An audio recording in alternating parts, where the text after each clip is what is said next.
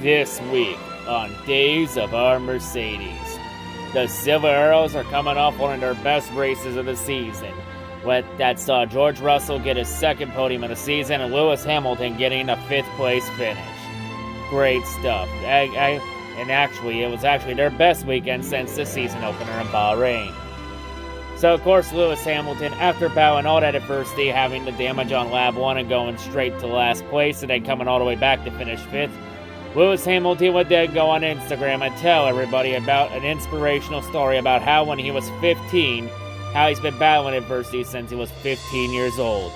When he broke his wrist, and then won the European Formula 1 championship with a broken wrist one-handed, just so he could keep his contract with McLaren. What an inspirational story for Lewis, battling through injury. Let me just say this though, as much as I may shit on Lewis Hamilton a lot in these Days of Our Mercedes episodes, anybody that can drive with an injury like that and still have success with it automatically earns my respect. But anyway, back to the show. And then when Lewis Hamilton was asked how come George Russell always out-qualifies him in qualifying in speed, Lewis just simply says that he wants to be higher up there, but can't figure out why, but he'll keep pushing hard. But it says that George Russell is getting the most out of the car. I think Lewis Hamilton is just doesn't want to admit that Russell is just better than him, and that his time is up. Whether Lewis will admit that or not in the future was up in the air. Of course, for this week, we also head to the streets of Monaco. And for Lewis Hamilton also was very critical of the track, by saying that the track was one of the bumpiest and worst surfaces that he's driven in his entire life, and that the surface is so bad that his eyeballs were nearly gouging out of their sockets. Okay, Lewis, we really didn't need to know that second part, but okay. And it's kind of ironic that everyone's now criticizing the Monaco track, since Monaco's contract with the FIA expires after this year's Monaco Grand Prix. Whether this track's future is up in the air or not is yet to be seen. We'll talk more about that later on in the video. Of course, Lewis Hamilton, he had to show up in style since it's Monaco, as Lewis Hamilton showed up in Monaco with yet more weird drip. But this time he makes up for it by showing up to Monaco via private boat. And also, to wrap this up, Lewis Hamilton and FIA have continued their civil war over whether Lewis should wear his jewelry in the car or not. In the end, the FIA have given him mercy by giving Lewis an exemption all the way till the end of June. I have a better solution, FIA. How about you just get rid of the ban permanently? It's Lewis's body, his fucking choice. If he wants to drive around with jewelry on his body, then he should be allowed to do it on his own fucking free will. But how will this drama unfold at the end of June? Time will tell there.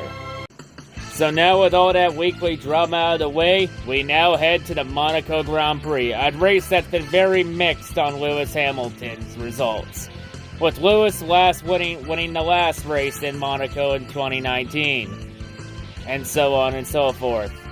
It's been very hit or miss. Mercedes has had success though, with Nico Rosberg winning a couple times, but very mixed with Hamilton, as this is a track that's very difficult to overtake. Effectively qualifying decides this race, as George Russell once again out-qualified Lewis Hamilton.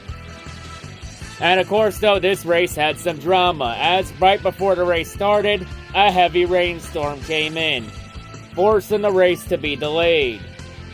They run 2 formation laps behind the pace car before they red flag the race just to let the storm cell pass by. And anyone criticizing, saying, why are they not racing when they have the rain tires on? Here's the thing. This was just a repeat of Belgium 2021 last year all over again. But this time with less bullshit. Because let me put this in mind, Monaco is the hardest track to drive on the schedule, and the track that's damn near impossible to pass at. And you add rain to that already tricky track? Yeah, especially heavy rain like that. it becomes damn near impossible to drive at Monaco like that. I don't know, maybe if everyone just pile drove each other straight into turn 1 on the opening lap, then the fans would probably be more entertained about that, because then they get their thirst of blood already. But yeah, this was the right call, because racing at Monaco in that heavy rain has disaster written all over it.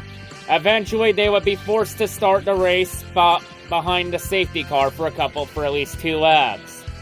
And then the pace car would come in with a rolling start, with hometown boy Charles Leclerc on the pole with Carlos Sainz right behind him, followed by the Red Bull lads of Verstappen and Perez.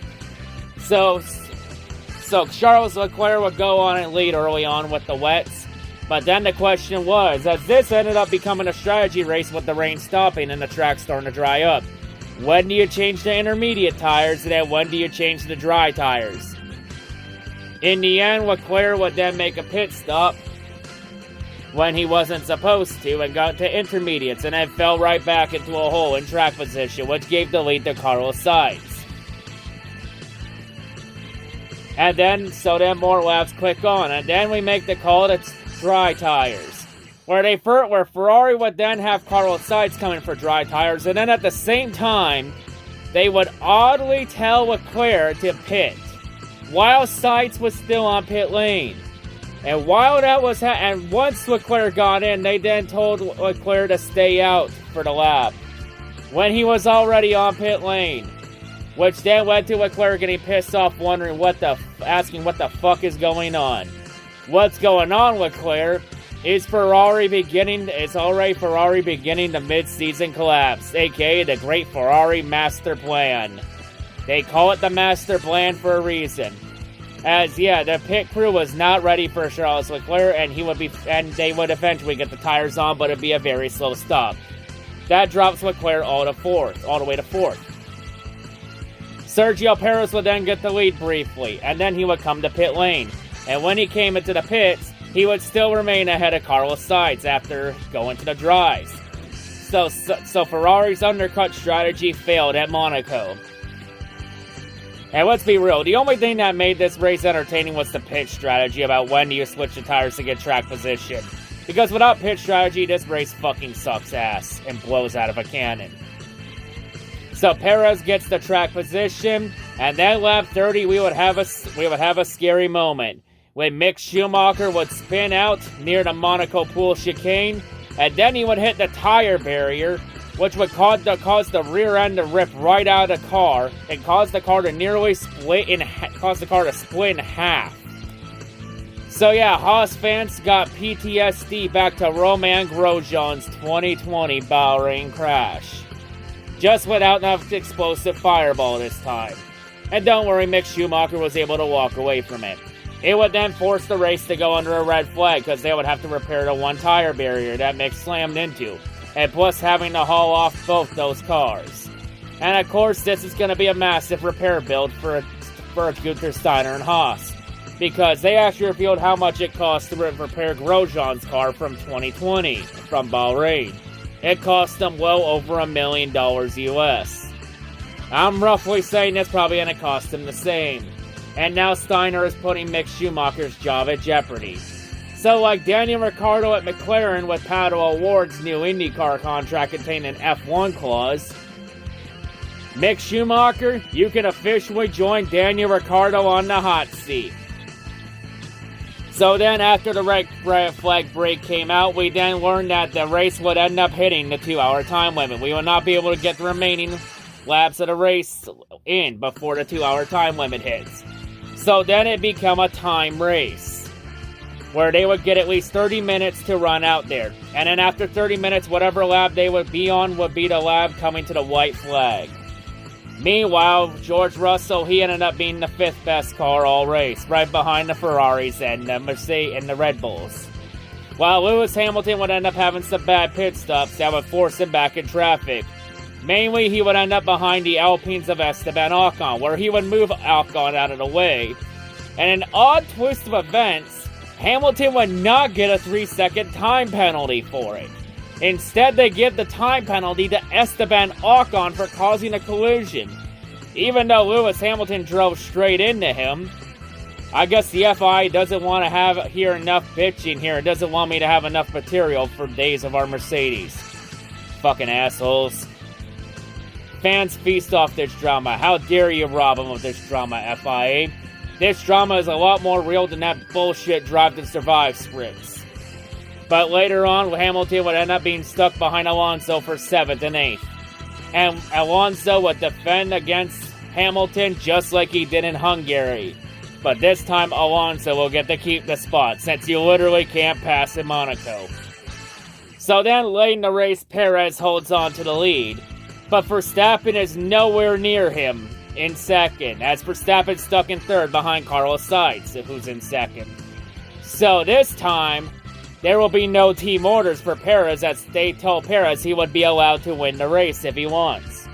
But then Perez would have his tires fall off late, which would lead to Carlos Sainz catching up to him, along with Verstappen and Leclerc, so we had a 4-car battle late in the race. But in the end, Carlos Sainz ran into one problem at Monaco. You can't pass at this shitty track.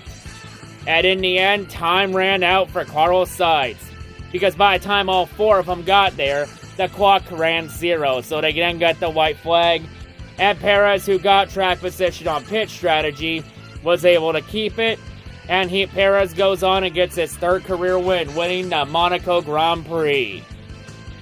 So Sergio Perez gets redemption after being fucked over last week by Red Bull team orders to help Verstappen in the championship. The good news for Verstappen is Red Bull gains ground on Ferrari in the Constructors' title, and Verstappen gains more points on Leclerc in the Drivers' Championship, as this championship is right now currently between Verstappen and Leclerc. But with Perez's win, Perez now moves to within a race. He's within striking distance now of Leclerc and Verstappen for the championship.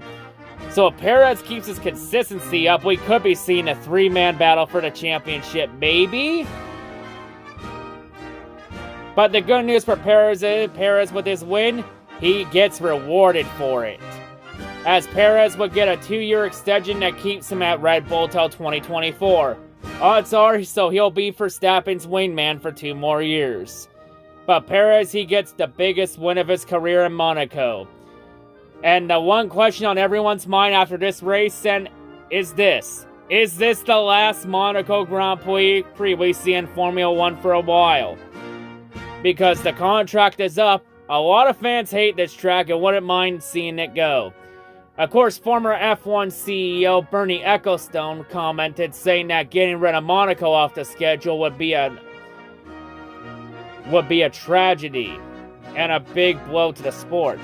But honestly, I feel like we could go to other classical tracks that are more suited for this car that could put on better racing than Monaco. Because, 1, Monaco, you literally can't pass here, especially with this current car.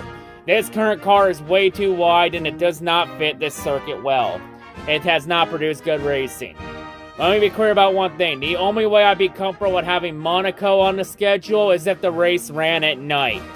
That'd be the only way I'd be comfortable with Monaco at night. With Monaco on a schedule is if it ran on Saturday night. But Monaco's future, whether it stays on the schedule in 2023 or not, and so on, that will be yet to be seen, as that is a time will tell situation. I guess we'll have to keep an eye on the rumors and reports and see when the schedule comes out, whether Monaco has a future in the sport or not. But in the end, it's time will tell, because like the sands in the hourglass, so too are the days of our Mercedes. Please have a Monaco night race.